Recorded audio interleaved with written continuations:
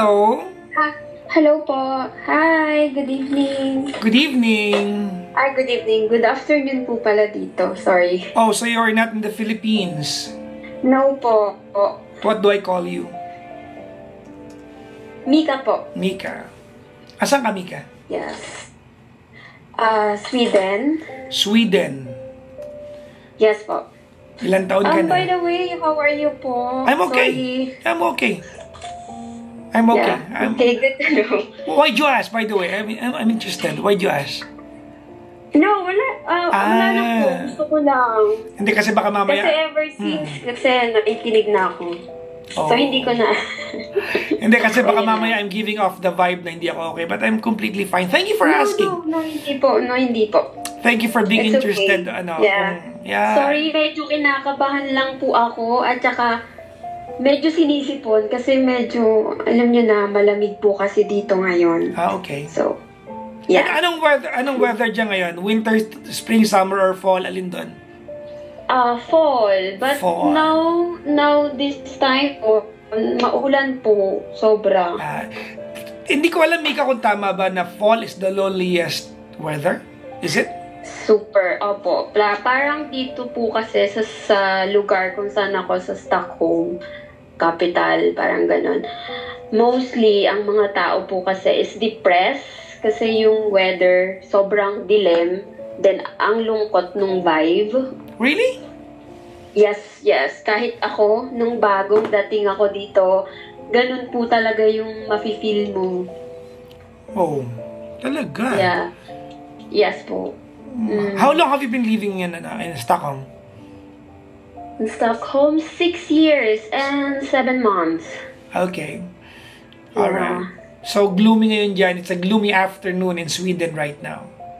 Yes, it's like, 5. 4:57. Like. Alam mo nung bata ako, Mika. I'll share with you a little bit.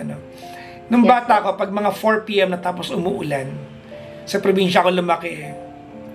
Tapos, pag uulan, yung amoy ng bulok na dahon,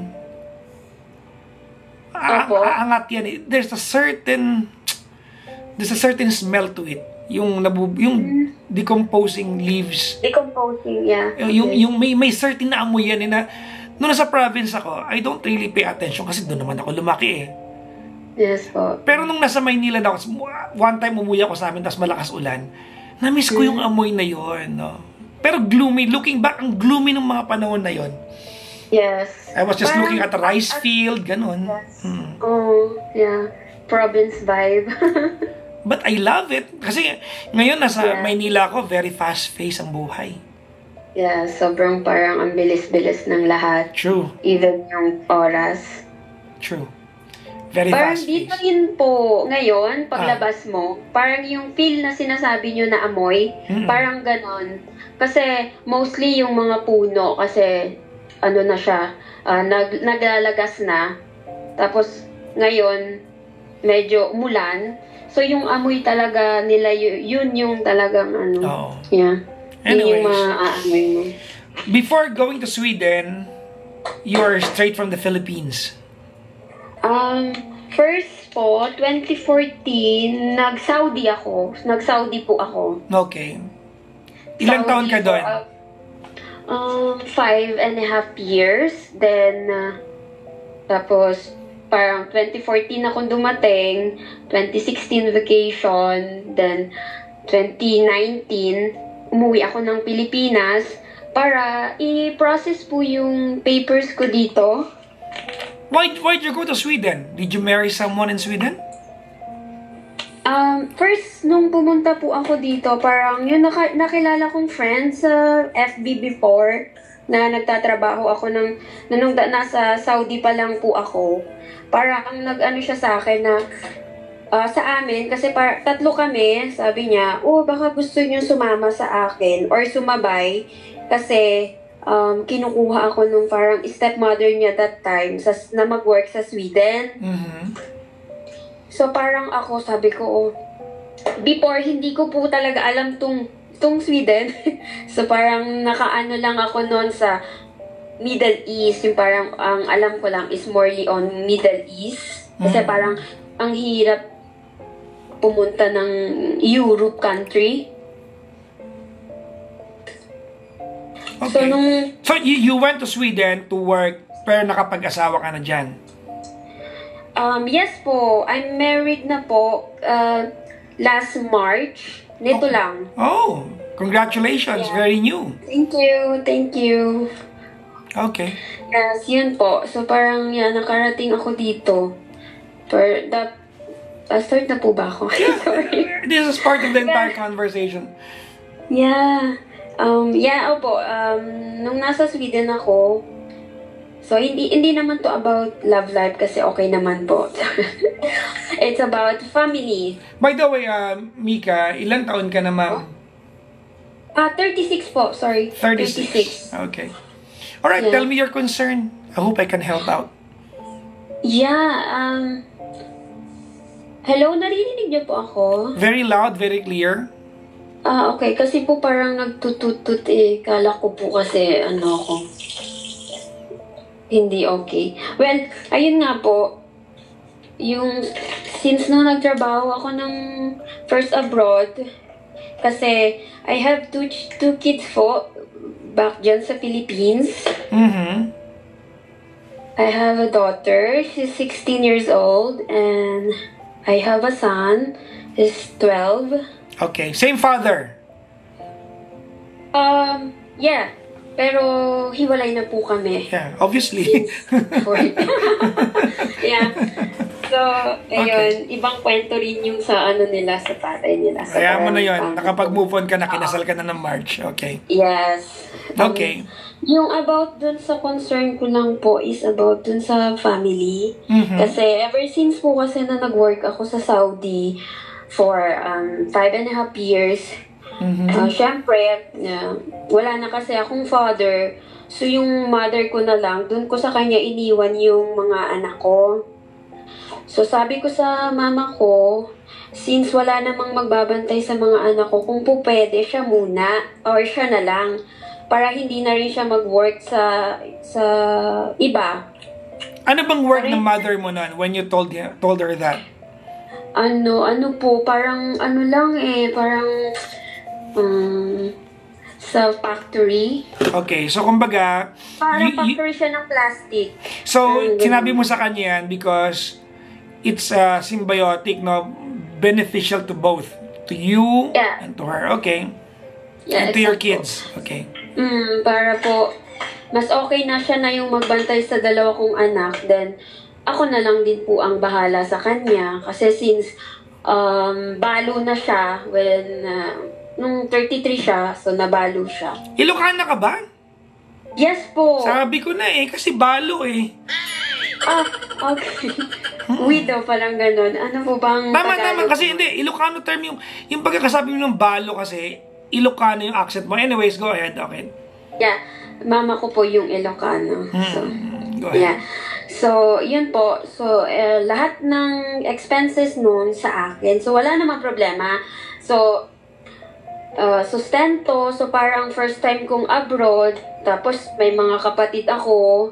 Tapos, ang nangyari po kasi, so parang nung nag-abroad ako sa Saudi, sobrang, yung pera po talaga is padala ko ng padala sa mama ko, sa kapatid ko, sa lahat ng sustento, nasasama sila. So parang every time na hihingi yung mga kapatid ko, magbibigay ako ng magbibigay. Pero lagi nilang sinasabi, ate, pwede bang makautang? Purong utang. So, tapos, in the end, wala naman akong bayad. Umaasa ka bang mabayaran ka? Hindi. Oo, pala, bakit mo ini-stress sarili mo? Yeah. Dati, yun yung sabi nila. Then, after, yun, lahat naman sila, kahit mga pamangkin, nagbibigay ako. When, nung nandito na kasi ako sa Sweden, parang, bigay ako ng bigay kahit naman sa mga kamag-anak. Then after nung nag-stop na ako kasi wala na po kasi akong naiipon. Well, may ipon na konti pero feeling ko hindi sapat kasi yung anak ko is nag-aaral. Wala naman sila nakukuhang sustento sa father. As in Okay. 0. So, ako, tapos syempre, ako yung sa mama ko, sa lahat ng bills, akin lahat. Okay. So, lahat ng problema ng mga kapatid ko po kasi is ako, lahat. As in, lahat. Ilan kayo magkakapatid? 3 po. Okay, wait lang. Ako po yung panganay, then nag-iisang babae. Wait lang. Doon sa bahay na kung saan nandun yung 2 anak mo at yung nanay mo, sino nakatira doon maliban sa mga anak mo at nanay mo? Before po nung umalis ako pa Saudi, parang nangungupahan lang si yung mama ko. Parang sa tagpi-tagpi lang. Okay. Tapos parang yung parang extension kasi dati nung bahay dun sa unang bahay is yung mga kapatid ko kasi nagkaroon na sila ng family. So lahat po nun dun sila nakatira. Then nung last year po 2023 natapos po yung pinagawa kong bahay kasi nung after kong Saudi nakabili ako ng lupa. Then pagdating ko dito ng Sweden after ng pandemic, nag-start na po ako patayuan yung nabiling lupa. Then natapos siya ng 1 year mahigit, half. Okay. Para doon yung mama ko, then yung 2 kids ko. Pero, yan. Yung nanay mo, nilambing ng mga kapatid mo, Yeah, exactly. nung nilipat ko yung mama ko, tsaka yung 2 kids ko, naiwan yung mga kapatid ko. Then, nung mga ilang taon, naglipatan sila. Ang problema ho kasi is okay lang na pumunta yung mga pamangkin ko sa bahay. Pero po kasi, doon na sila nag-stay. Hindi naman po sa pagdadamot. Kaso, lahat po kasi akin na. So parang, paano naman ho ako? Tapos, nung nag-stop na ako magbigay sa kanila kasi yung sumunod sa akin, nakailang beses na siya nang hingi ng pera. Kaya so ganyan ganito. Okay. Give me a context on that. Nakailang beses? Ilang beses? Hindi ko na mabilang simula po kasi ng Saudi. Sobrang dami na po okay. So, hindi siya iilang pagkakataon. Marami talaga. Hindi po. Okay. Pag humihingi mga asa magkano? Maliliit nung una, nung nasa Saudi ako. Magkano yung maliliit? 1.5. Okay. Pero dito po kasi last nagkaroon siya ng parang problema. Nawalan, yung sumunod po sa akin to nung nawalan po siya ng trabaho, nawalan siya ng trabaho kasi ewan ko kung anong nangyari sa kanya. So parang sabi niya sa akin, ate, mag-aano na lang daw po siya kasi parang yung sa Foodora rider, parang nauso yata. So, nanghingi po siya sa akin ng pangbili ng motor. Kasi sabi niya, magkano hiningi sa'yo? Ang total po is 25,000. Hindi yan motor. Baka second hand siguro yan, pero... Opo, second hand. Okay. Kasi ang sabi niya po kasi sa akin, ate, gusto ko kasing magganyan na, mag-deliver. So, okay po, nagbigay ako. Tapos, yun nga lang, hindi naman ho natuloy yung trabaho. Saan napunta yung 25,000? Nakakuha naman po siya ng motor, kaso po, ang nangyari, nalalaman ko at saka nakikita ko na siya, ano po ba yun, yung parang nagra-rides, sumasama sa mga parang yung rides na, hindi ko po alam, basta hindi niya nagamit sa pagtatrabaho. Sa madaling sabi, parang ikaw nag-facilitate sa luho. Opo. Congratulations, ang bait-bait mong ate. Hindi naman. Parang ganun po. Yun, mga ilang buwan, hindi niya po inano. So sabi ko dun hindi ako kasi direct, nagsabi ako sa kanya na, akala ko ba ng trabaho. Ang dami niya po kasing mga sinasabi na, kasi wala pa nga ako wala pa, hindi pa tinatanggap, ganyan, ganito. Wala daw tumatanggap sa kanya. So, after nung tawag na, kasi every ko po kasi sa mama ako nagdedirect kay mama. Sabi ko, ano ba yan? Lagi na lang. Sabi ko, sayang naman yung pera. Tapos, ang nangyari po dun sa motor, natambak lang.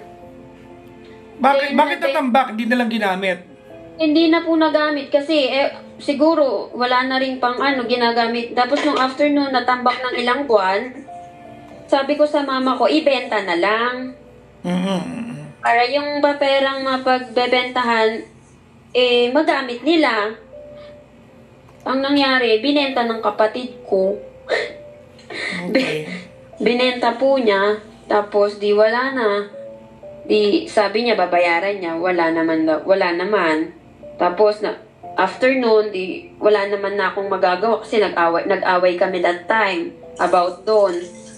Tapos nung time naman, yung mga tiyuhin ko sa side ng papa ko, parang galit sila sa akin kasi nga daw po, ang damot-damot mo, hindi ka man lang nagbibigay sa mga kapatid mo, dapat sa'yo, ikaw yung nakakataas, ikaw yung panganay, ikaw dapat yung sa kanila. Ang gusto kasing mangyari ng mga tiyuhin ko is, dapat daw, kasi nasabi lang naman po sa akin na magbigay daw ako monthly sa mga kapatid ko kahit 1K. Parang tulong ko na sa kanila. Ang sabi ko naman po sa nanay ko, lahat naman ng tulong ibinigay ko na sa kanila. Ayoko naman na yung gusto nila lahat ng hingi sa akin. Hindi naman pwedeng lagi na lang akong magbibigay. Kasi sabi ko, may estudyante ako. Okay. Yeah.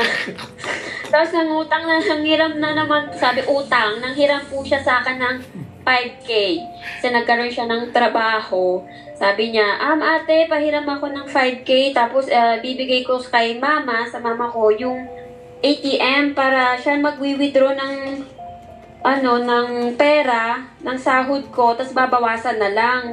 So sabi ko sa kanya, 5K, tapos yung 25,000 na nakuha mo sa akin, iaawas ko na rin. So parang 30 lahat. So hello po? Sige lang, nakikinig ako. 30. So, sabi niya, okay daw po. So, nung unang month, hindi siya nagbigay. So, sinabi ko, hindi ka nagbigay. So, paano yung utang mo? Tapos, nung after po nun, kinuha na niya yung ATM niya sa mama ko. So, wala na. As in, wala na. Wala na po. Tapos, nung nagsasabi ako sa kanila ng mga, di galit sila sa akin. So, galit sila sa akin mag-asawa that time. Nagalit sila. Tapos, kasi nga madamot ka daw. Yes, madamot po ako. Hindi nga daw po kasi ako nagbibigay. Simula po talaga nang pumunta ako dito, minsan yun lang talaga na lang yung binigay ko sa kanila. Kasi sabi ko, sa sumunod sa akin, sabi ko, kayo naman. Kasi, may estudyante na ako. Kaya nga ako, binigyan ko na kayo ng ganyang motor kasi para kahit pa paano may income kayo, kahit araw-araw. Kasi ang problema po kasi sa kanila, parang, kasi yung mama ko po, pasalamat ako kay mama kasi tumutulong siya sa akin. Sobrang thankful sa mama ko. Okay. Kasi meron siyang, parang sari-sari store. Ang problema, every time po napupunta sila sa bahay, parang nag-grocery. Kuha ng bigas. Kaya mo next time sa Ultra Mega tayo mag-grocery. Isasama ko kayo doon. Parang kumukuha na lang kayo. Parang binibili naman namin niya. Binibili ni mama. Hindi ko na yun. Kay mama. So parang yung tubo wala na. So magpapaluwal na naman. So ibig sabihin parang libangan na lang ng nanay mo yun, na? Yes po, opo. Yun po, totoo. Hindi na siya nagmukhang business. Sorry? Hindi na siya nagmukhang business. Tama na? Sorry. Sabi ko, hindi na siya nagmukhang business, nagmukha na siya libangan na lang. Parang, Hindi ko, libangan. So, libangan na lang po niya. Kasi, pagka wala po yung mga anak ko sa school, siya na lang mag-isa. Okay. So, ba't tayo magkausap ngayon? Ang daming problema.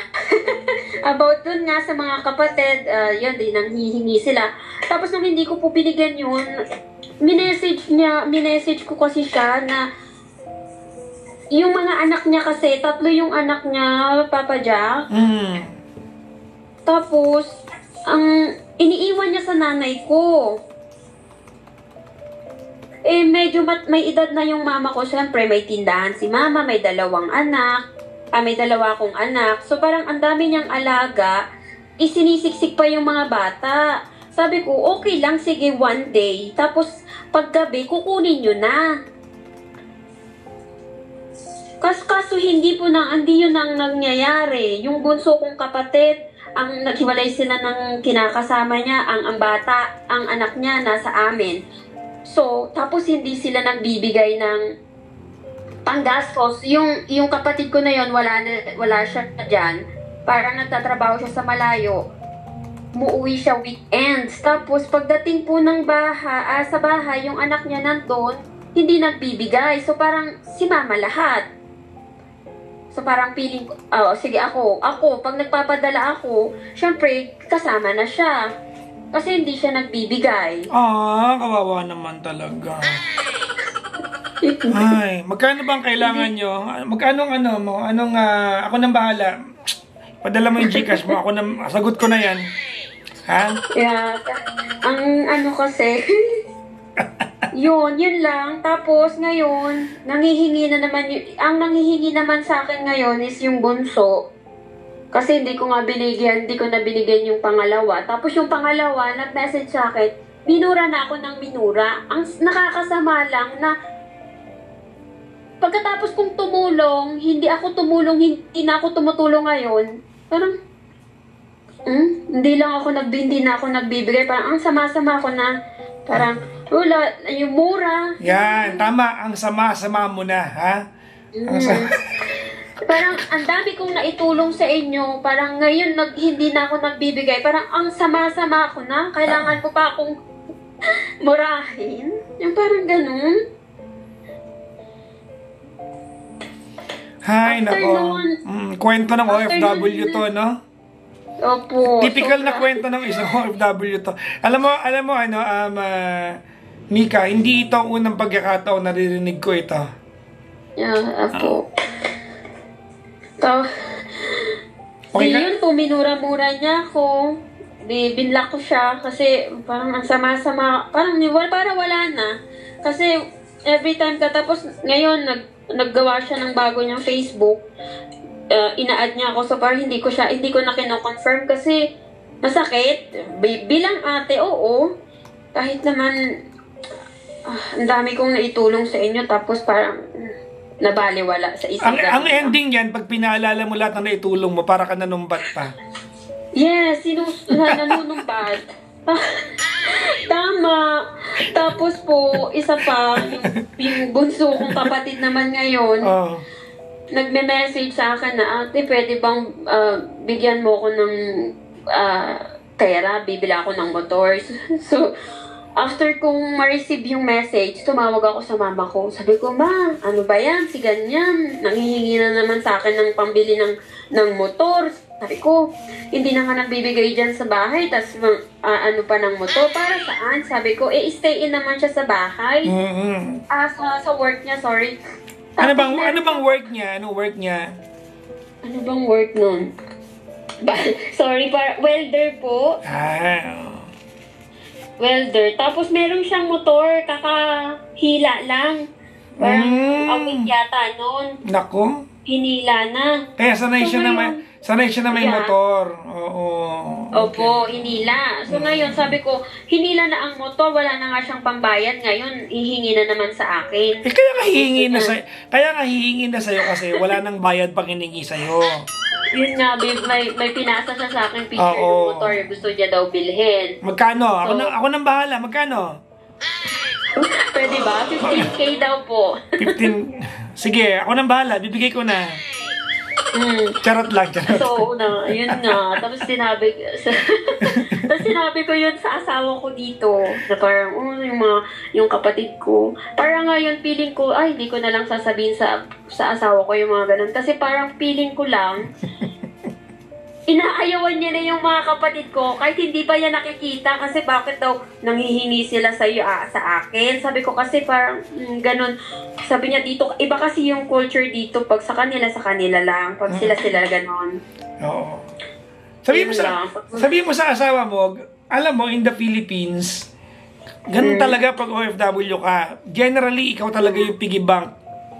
Hindi ko sinabing all, but generally. Yan ang sumpa pag OFW. Anyways, ang daming Okay, Mika. Pati yung mga po. Okay. Sige. Okay po. Aabutin tayo ng 5 AM dito. Kung papakinggan ko lahat ng rant mo. Ano ang dahilan ng pagtawag mo? Ano ang balak mong itanong sa akin? Itatanong ko lang kung yun lang, yung parang masama na ba ako kapag tumanggi na ako? Nung hindi na ako nagbibigay ngayon sa kanila. Kasi parang feeling ko ngayon parang sama-sama. Sabi kasi ng mga kamag-anak na parang napakasama mong ate. Parang ganun. Okay. Anong tanong mo? Ay, Papa Jack, wait lang po. Bubuksan ko lang po ang pinto. Wait lang. Buksan mo lahat, pati wallet mo. Buksan. Buksan natin lahat.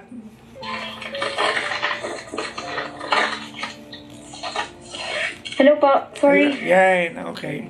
Sinong dumating? Hindi, may nagpadala lang po ng pagkain. Nasa work po kasi ako. Okay.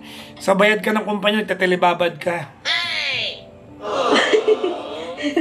Wala naman po kasi sila, go lang. Okay.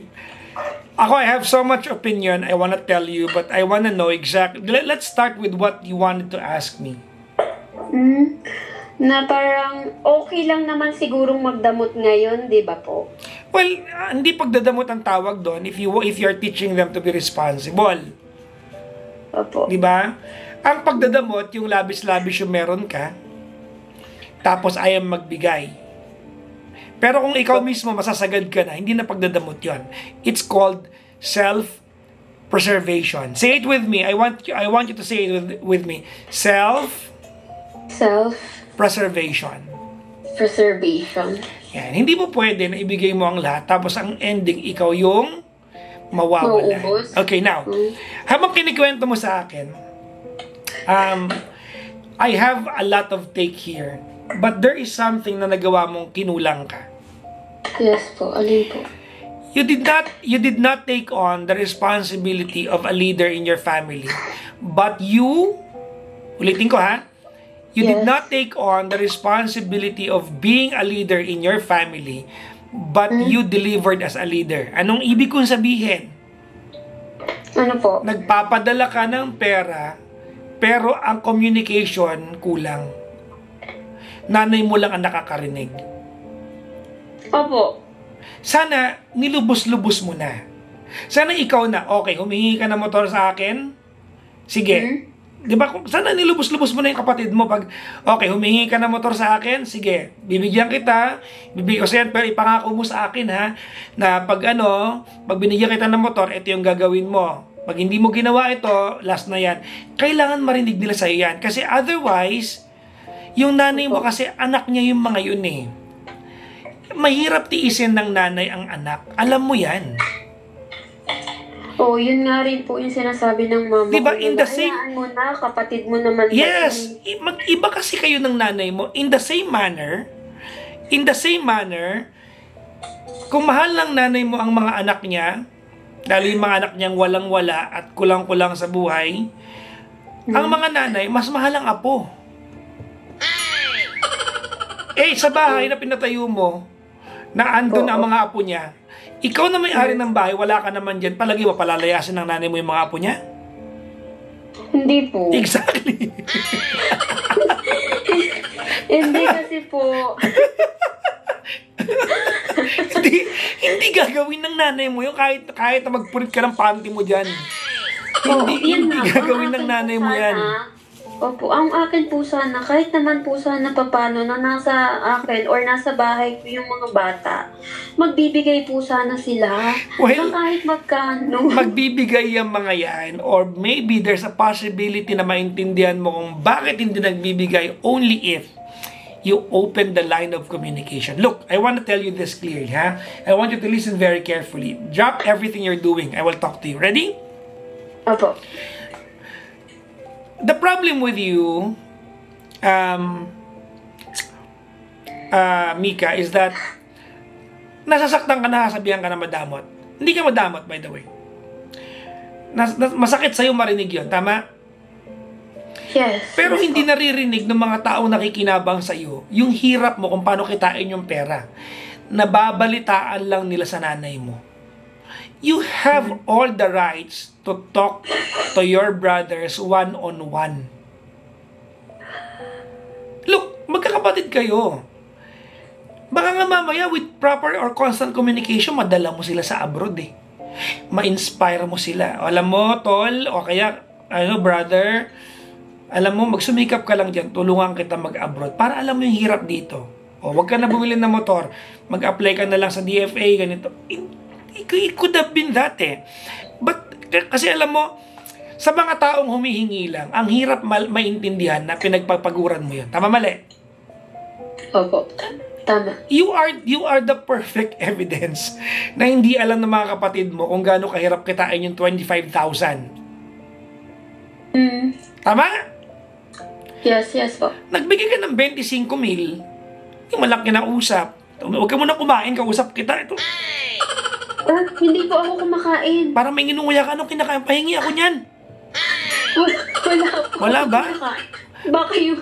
Ang lapot ng laway mo ha, in fairness ha.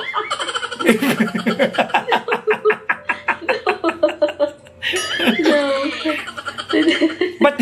But you get my point, right?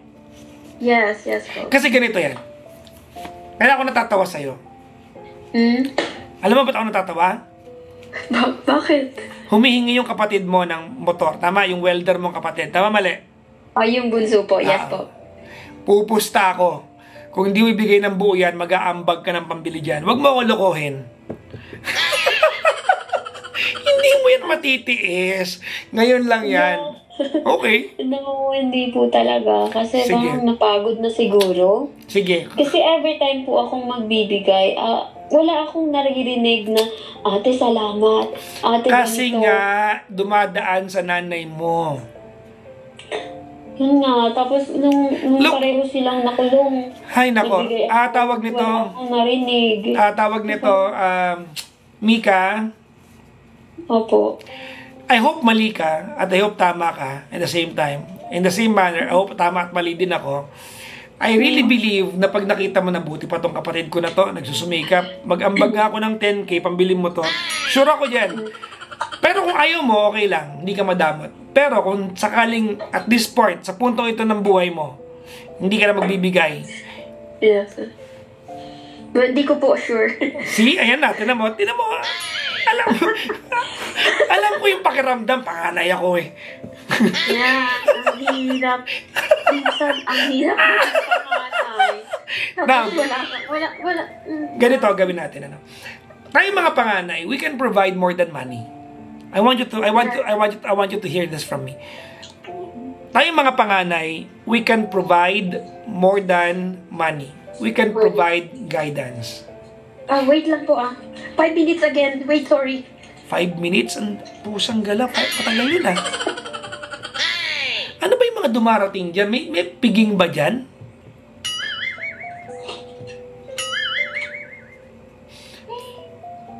Oh, may pusang dumating. Meow, sabi niya. Oh. Pusa nga. Naku, baka marinig ni Tantan yan.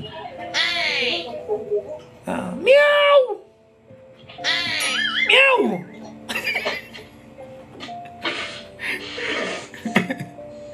Hello po, sorry. Hello. Yes, hello po. Okay po. Again?